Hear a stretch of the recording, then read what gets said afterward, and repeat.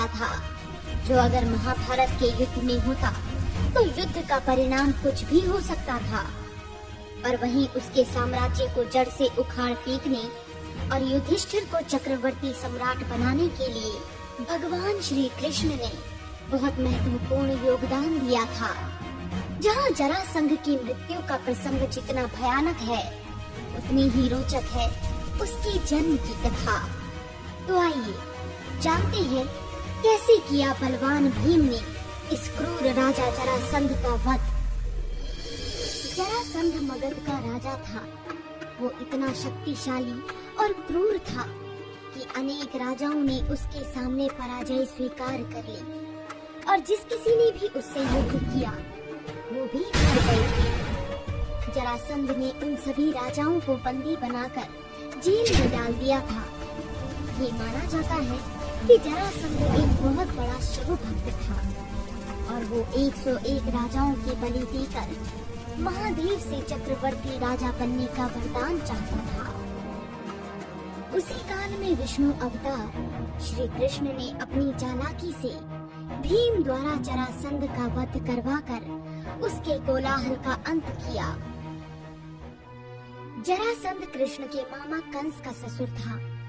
साथ ही दोनों में घनिष्ठ मित्रता भी थी और दोनों की प्रवृत्तियों में काफी समानता थी। कंस का विवाह जरासंध की बेटियों अस्ति और प्राप्ति के साथ हुआ था। श्री कृष्ण द्वारा कंस के वध के बाद जरासंध को श्री कृष्ण से बहुत घृणा होने लगी थी, जिसके चलते उसने मथुरा पर 17 बार आक्रमण किया, पर हर बार उसे निराश ही रहना पड़ा। जरासंध के जन्म के संबंध में एक रहस्यमय कथा है। जरासंध के पिता मगध नरेश बृहद्रथ थे, जिनकी 2 पटरानियां थी, और बृहद्रथ उन दोनों से ही एक समान प्रेम करते थे। अतः वो अपनी दोनों पटरानियों से एक ही पुत्र चाहते थे, जो कि प्रकृति के नियमों के विरुद्ध था। इस इच्छा की पूर्ति के लिए वो कई महात्माओं के समीप गए, पर उन्हें कोई भी हल नहीं मिला। एक दिन राजा गहरे चिंतन में डूबे ही थे कि उन्हें सूचना मिली कि उनके राज्य में ऋषि चंड कौशिक पधारे हुए हैं। ये सुनते ही राजा आशापूर्ण होकर ऋषि से मिलने चल दिए। हे महामुनि, बृहद्रथ का आपके चरणों में प्रणाम। मैं आपके पास एक समस्या लेकर आया हूँ, जिसने मुझे कई वर्षों से ठीक से सोने नहीं दिया। तुम्हें क्या समस्या है राजन? मुझे विस्तार से बताओ। बृहद्रथ ने ऋषि चंड कौशिक को अपनी सारी समस्या बताई, और राजा का वृत्तांत सुनकर ऋषि चंड कौशिक ने उन्हें एक आम दिया और बोले, ये आम तुम अपनी रानी को खिला देना और तुम्हें पुत्र प्राप्ति अवश्य ही होगी। लेकिन चूंकि उनकी 2 पत्नियां थी, इसीलिए उन्होंने उस आम के 2 बराबर टुकड़े करके अपनी दोनों रानियों को खिला दिया, और ऋषि के आशीर्वाद से दोनों रानियां ही गर्भवती हो गयी। परंतु आधा आधा आम खाने की वजह से दोनों ने आधे आधे पुत्र को जन्म दिया, जिन्हें देखकर दोनों ही रानियां भय से भागी और उन्होंने दोनों टुकड़ों को वन में फेंकवा दिया। तभी वहाँ से जरा नामक राक्षसी गुजर रही थी। उसने मांस के उन दोनों लोथड़ों को देखा तो उसके मन में दया का भाव आ गया। ये क्या? ये किस निर्दयी ने इस बालक को यहाँ मरने के लिए छोड़ दिया है? इतना कहकर उसने दायां हिस्सा दाएं हाथ में और बायां हिस्सा बाएं हाथ में लिया और अपनी माया से दोनों टुकड़े जोड़ दिए और उस रट बालक को वहीं छोड़कर चली गई। तभी वहाँ से गुजरते सैनिकों ने ये सब देख लिया और उस बच्चे को राजा के पास ले गए। बच्चे को जीवित देख दोनों रानियों में ममता का भाव उतर आया। जरा राक्षसी की मदद से राजा की इच्छा पूरी हो गई और इसी कारण राजा ने उस बालक का नाम जरासंध रख दिया और आगे चलकर उसी बालक ने अपने बल से हाहाकार मचा दिया। जरासंध के बल की चर्चा संपूर्ण जगत में थी और जरा राक्षसी की माया से जीवित हुए जरासंध को मार पाना लगभग असंभव था। उसे जितनी बार भी बीच में से फाड़ा जाए वो हर बार सभी राजा उससे भय खाते थे। वहीं दूसरी ओर पांडवों ने इंद्रप्रस्थ नगरी का निर्माण पूरा कर लिया था। और तभी जब युधिष्ठिर अपने नए राज्य के चिंतन में थे, तब वहाँ नारद मुनि प्रकट हुए और बोले, धर्मराज, मैं आपके पास अपने पिता ब्रह्मदेव का एक संदेश लेकर आया हूँ। उनका आदेश है कि अब आप राजसूय यज्ञ करें, जिससे आपके चक्रवर्ती सम्राट बनने के सारे रास्ते खुल जाएंगे। इस विषय पर युधिष्ठिर ने श्री कृष्ण सहित अपने सभी भाइयों से बात की, तो उन्होंने भी युधिष्ठिर को राजसूय यज्ञ करने के लिए प्रोत्साहित किया। लेकिन महाराज युधिष्ठिर के चक्रवर्ती सम्राट बनने के मार्ग में केवल एक ही अड़चन थी, मगध नरेश जरासंध, जिसे परास्त किए बिना वो सम्राट नहीं बन सकते थे और न ही उसे रणभूमि में परास्त किया जा सकता था। इस समस्या का समाधान पाने के लिए श्री कृष्ण भीमसेन और अर्जुन के साथ ब्राह्मणों का भेष बनाकर मगध की ओर चल दिए।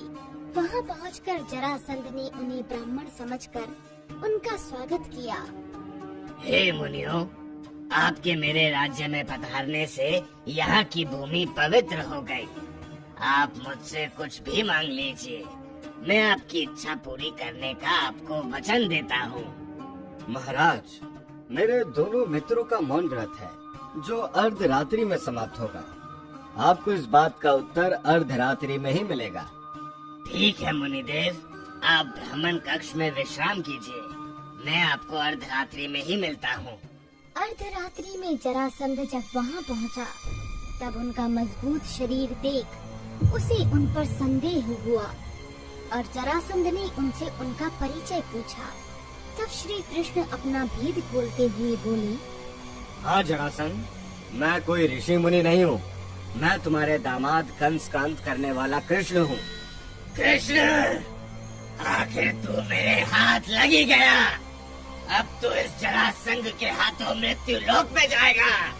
वहीं रुक जाओ जरासंध, क्या हमें सुबह दिया हुआ वचन तुम्हें याद नहीं? तुमने हमें कुछ भी देने का वचन दिया था, जिसके परिणाम स्वरूप तुम अपना राज्य युधिष्ठिर को सौंप दो। मैं जरासंध हूँ। विश्व के शक्तिशाली से शक्तिशाली राजा भी मुझसे भय खाते हैं, और तू मुझे इस कल के बने राजा के अधीन होने को कह रहा है? अगर चक्रवर्ती सम्राट बनने का इतना शौक है तो मुझसे मल्ल युद्ध करो। श्री कृष्ण जानते थे कि जरासंध को मल्ल युद्ध में हरा पाना असंभव है, परंतु उसे टक्कर देने का साहस सिर्फ भीम में ही था। और ऐसा ही हुआ। जरासंध ने भीम को ही मल्ल युद्ध करने के लिए चुना। जरासंध को अपने बल पर इतना घमंड था कि उसने इतना भी नहीं सोचा कि पांडवों के पक्ष में स्वयं भगवान कृष्ण है। श्री कृष्ण की खरी खोटी बातें सुनने के बाद जरासंध को क्रोध आ गया और अगले दिन उसने भीम के साथ मल्ल युद्ध किया। ये युद्ध लगभग 28 दिनों तक चलता रहा, लेकिन जितनी बार भी भीम से उसके 2 टुकड़े करते, वो फिर से जुट जाता और इस बात से भीम का क्रोध बढ़ता ही जा रहा था। तब श्री कृष्ण ने एक चाल चली और एक घास के तिनके को उठाकर उसके 2 हिस्से करके दोनों हिस्सों को विपरीत दिशाओं में फेंक दिया।